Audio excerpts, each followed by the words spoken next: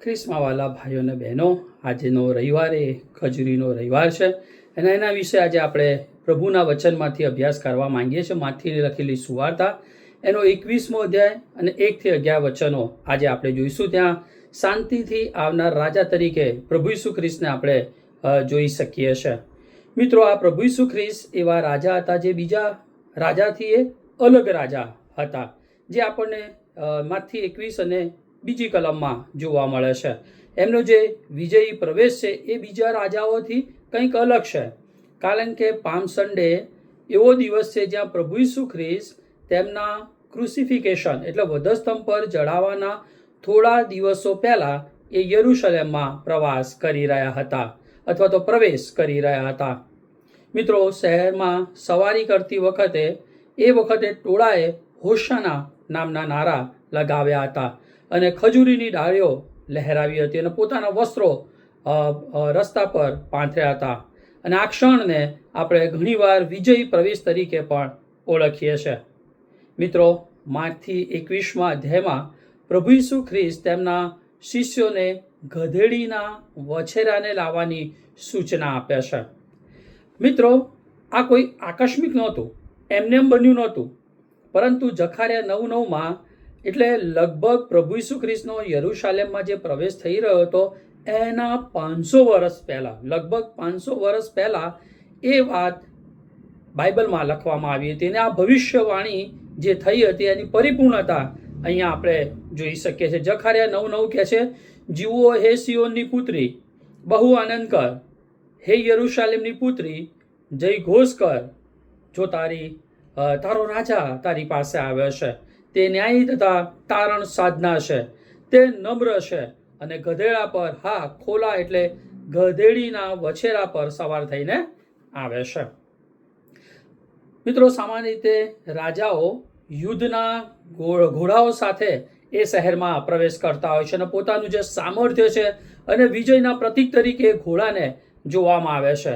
પરંતુ અહીંયા પ્રભુ ઈસુ ખ્રિસ્ત એનાથી વિપરીત એક ગધેડા પર સવારી કરવાનું પસંદ કરે છે અને જે બતાવે છે નમ્રતા અને શાંતિનું પ્રતીક.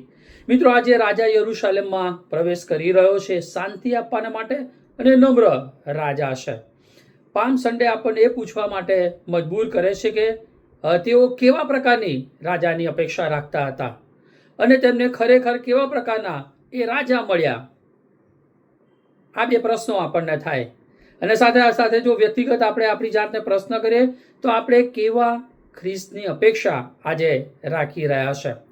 મિત્રો, 9મી કલમમાં તમે જુઓ તો લોકો હોશાનાનો નાદ પોકારે છે, એ સ્તુતિ કરે છે, પરંતુ ઘણા લોકોને માટે ગેરસમજ પણ આપણને જોવા મળે છે. અહીંયા હોશાનાનો પોકાર એ પ્રશંસા છે, સાથે ઘણા લોકોમાં એ ગેરસમજ પણ પ્રવર્તે છે.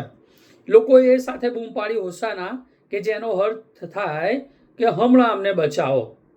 તેઓ એ રસ્તા પર જબ્બા ફેલાવ્યા, ખજૂરીની ડાળીઓ લહેરાવી અને વિજય અને રાષ્ટ્રીય આશાના આ પ્રતીકો હતા જે તેમણે કર્યું હતું.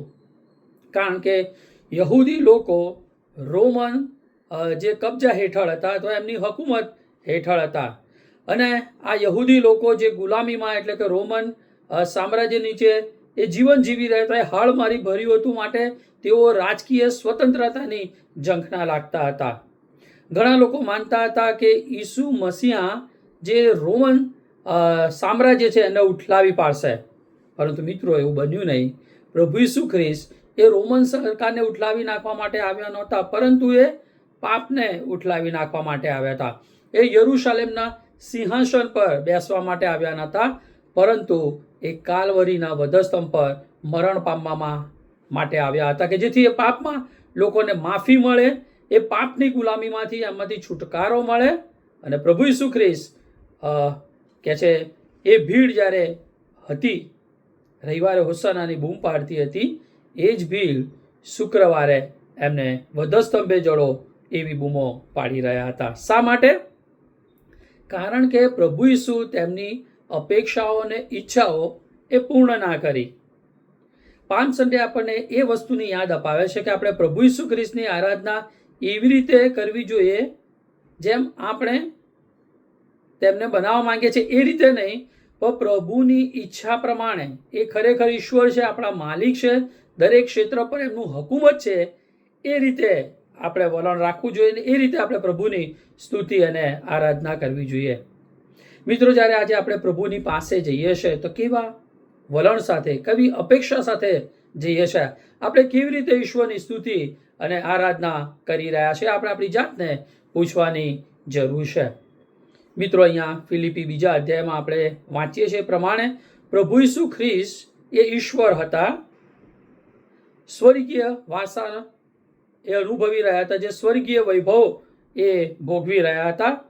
પરંતુ તેમણે પૃથ્વી પર દ્રષ્ટિ કરી અને જોયું કે લોકોએ પાપમાં મરણ પામી રહ્યા છે, પાપરૂપી કિચ્ચામાં ફસાયેલા છે. ત્યારે એમણે સ્વર્ગીય વૈભવ મૂકીને એ તુચ્છ અને ગંદી ગભાણમાં એમણે જન્મ લીધો. આ એમની નમ્રતા બતાવે છે. સાથે વધસ્તંભ પરનું મરણ પર એ એમનો પ્રેમ, સહનશીલતા અને નમ્રતા અને અધીનતા બતાવે છે. એટલે આ પામ સન્ડે આપણને એ પ્રભુ ઈસુ ખ્રિસ્તની નમ્રતા, આજ્ઞાપાલન અને સમર્પણ શીખવે છે, જે મારે તમારે સ્વીકારવાની જરૂર છે. કારણ કે પ્રભુ ઈસુ ખ્રિસ્ત જાણતા હતા કે યરૂશલેમમાં પ્રવેશ કરવો એટલે મૃત્યુ તેમની રાહ જોઈ રહ્યું છે. એની પર વિશ્વાસઘાત કરવામાં આવવાનો છે. સાથે એમને દુઃખ સહન કરવાનું, મરણ સહન કરવાનું બધી જ વાત હતી. પરંતુ મિત્રો, આ કોઈ દુઃખદ અકસ્માત નહોતો. આ ઈશ્વરીય હેતુ હતો, જે પ્રભુ ઈસુ ખ્રિસ્તે સ્વેચ્છાએ સ્વીકાર્યો હતો. શું મિત્રો, આજે આપણે આવી નમ્રતા પ્રભુ ઈસુ ખ્રિસ્ત જેવી રાખીએ છીએ? આપણે પણ જો પ્રભુ હોવા છતાં એ આધીન રહ્યા, તો આજે હું ને તમે એ પ્રભુને કેટલા વિશ્વાસુ આધીન છીએ, કેટલા સમર્પિત ખ્રિસ્તી જીવન આજે આપણે જીવી રહ્યા છે. મિત્રો, સાથે સાથે અહીંયા આપણને વિરોધાભાસ પણ જોવા મળે છે. ખજૂરીની ડાળી છે, સાથે વધસ્તંભ છે. ખજૂરીની ડાળી એ ઉજવણીનું પ્રતીક છે, જ્યારે વધસ્તંભ એ બલિદાનનું પ્રતીક છે. અને પામ સન્ડે આ બંને એક સાથે વસ્તુને રાખે છે. એ ભીડનો જયઘોષ તારણહારના દુઃખને રોકી શક્યો નહીં. હકીકતમાં આ પ્રશંસાનો માર્ગ સીધો એ પીડાના માર્ગ તરફ દોરી ગયો હતો. અને મિત્રો, આવું આપણને ના ગમે. લોકો આપણી પ્રશંસા કરે અને કદાચ વેઠવાનું આવે તો આપણે ના કરીએ. પરંતુ પ્રભુ ઈસુ ખ્રિસ્ત એ વાતને સ્વીકારે છે. પ્રભુ ઈસુ ખ્રિસ્તને અનુસરવાનો અર્થ એ છે કે આ સત્ય છે કે વધસ્તંભ વિના એ મુગટ મળતો નથી. વધસ્તંભ એટલે કે ક્રુસિફિકેશન, વધસ્તંભ પર મરણ પામવું એ વગર પુનરુત્થાન નથી, અને સ્વાર્પણ વિના વિજય નથી. શું મિત્રો, તમે તમારા દરેક માર્ગમાં પ્રભુ ઈસુ ખ્રિસ્તે તમને જે પ્રેમ કર્યો, વધસ્તંભ પર મરણ પામ્યા, એ વધસ્તંભને ઉંચકીને એ શિષ્ય તરીકે એમનામાં જે પગમાં પગ મૂકીને આજે તમે ચાલી રહ્યા છો કે નહીં, એ અગત્યનું બની રહેશે. મિત્રો, આ વિજયવંત પ્રવેશને આપણે કેવો પ્રતિભાવ આપી શકીએ? તો મિત્રો, આ ખજૂરીનો રવિવાર અથવા પામ સન્ડે, પ્રભુ ઈસુ ખ્રિસ્તનો વિજયવંત યરૂશાલેમમાં પ્રવેશ, એ મને તમને આમંત્રણ આપે છે. શું કહે છે? આપણે એમનું સ્વાગત કરીએ. કેવી રીતે? તો લોકોએ એ વખતે ખજૂરીની ડાળીથી કર્યું, પણ આપણે આપણા હૃદયમાં એમને રાજા, પ્રભુ અને માલિક તરીકે કરીએ. શું મિત્રો, આપણે મુશ્કેલીના સમયમાં પ્રભુ ઈસુ ખ્રિસ્તને આધીન થઈએ છીએ? કે પછી આશીર્વાદોની ક્ષણોમાં હોશાનાનો પોકાર કરવો એ તો સરળ બને છે. કોઈ પણ સારું હોય ત્યારે આભાર સ્તુતિની મિટિંગો રાખે, અને એમાં કંઈ ખોટું નથી. પણ જ્યારે વિપરીત પરિસ્થિતિ આવે, દુઃખ, પીડા, મરણ, ત્યારે આપણે પ્રભુને આધીન થઈએ છે કે નહીં? ત્યારે આપણું વલણ એ કેવું હોય છે? શું આપણે તેમના રાજ્યને સમજીએ છીએ? મિત્રો, તેમનું રાજ્ય એ બળ, પરાક્રમ, સત્તા કે સામર્થ્ય નહીં, પણ એ પ્રેમનું હતું. અને વધસ્તંભ જ પ્રેમનું પ્રતીક છે. માટે આપણે રોજે રોજ એ વધસ્તંભ ઉંચકીને પાછળ ચાલવું પડે. મિત્રો, સામર્થ્ય નહીં, પરંતુ બલિદાન. એટલે કે વધસ્તંભ બલિદાનને રજૂ કરે છે. પ્રભુત્વ અથવા સામર્થ્ય કે સત્તા નહીં, પણ સેવા અને વધસ્તંભ એ તારણની સેવા છે જે મારે ને તમારે કરવાની જરૂર છે. મિત્રો, આજે આપણે પ્રશ્ન કરીએ કે શું હું અને તમે એ પ્રભુ ઈસુ ખ્રિસ્તના વધસ્તંભને રોજ ઊંચકીને ચાલીએ છે કે નહીં? અહીંયા જે સાચી જીત છે એ પામ સન્ડે જેવો દેખાતો હતો એ તો કેવળ એની શરૂઆત હતી. ખરો વિજય ક્યારે થયો? જ્યારે પ્રભુ ઈસુ ખ્રિસ્ત યરુશલેમમાં પ્રવેશ્યા, એ ઉપરાંત જ્યારે વધસ્તંભ પર મરણ પામ્યા અને ત્રીજા દિવસે ઉત્થાન પામ્યા, કારણ કે મરણ એમને એ કબરમાં રાખી શક્યું નહીં. મિત્રો, એ ગધેડીનું વછેરું એ વધસ્તંભ તરફ દોરી ગયું.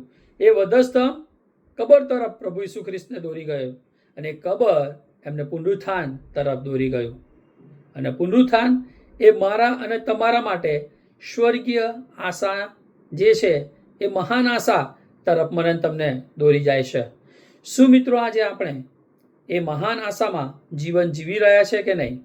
એ બહુ અગત્યનું છે. છેલ્લે એ ભીડે પ્રશ્ન કર્યો કે કોણ છે? અને આજે પણ એ મહત્વપૂર્ણ પ્રશ્ન મારા તમારા માટે અને સમગ્ર માટે છે કે શું પ્રભુ ઈસુ ખ્રિસ્ત એક પ્રબોધક હતા, ચમત્કાર કરનાર હતા, એક શિક્ષક હતા, સાજું કરનાર વ્યક્તિ હતા, કે ખરેખર ઈશ્વર તમારા રાજા અને માલિક હતા? આજે તમે પ્રભુ ઈસુ ખ્રિસ્તને તમારા જીવનમાં કેવી રીતે સ્વીકારો છો? શું તમારા જીવનના દરેક ક્ષેત્રમાં પ્રભુ ઈસુ ખ્રિસ્ત તમારા માલિક, રાજા અને પ્રભુ છે? જો છે તો પ્રભુની સ્તુતિ થાવ, પણ જો નથી તો આજે તમે તમારું જીવન પ્રભુ ઈસુ ખ્રિસ્તને સોંપો અને તમારા જીવનના દરેક ક્ષેત્રોમાં એમને રાજા તરીકે સ્વીકારો, એવી મારી આપ સર્વને નમ્ર વિનંતી અને પ્રાર્થના છે. પ્રભુ આ વચન સમજવાને આપ સર્વની સહાયને મદદ કરો. Amen. Thank you very much.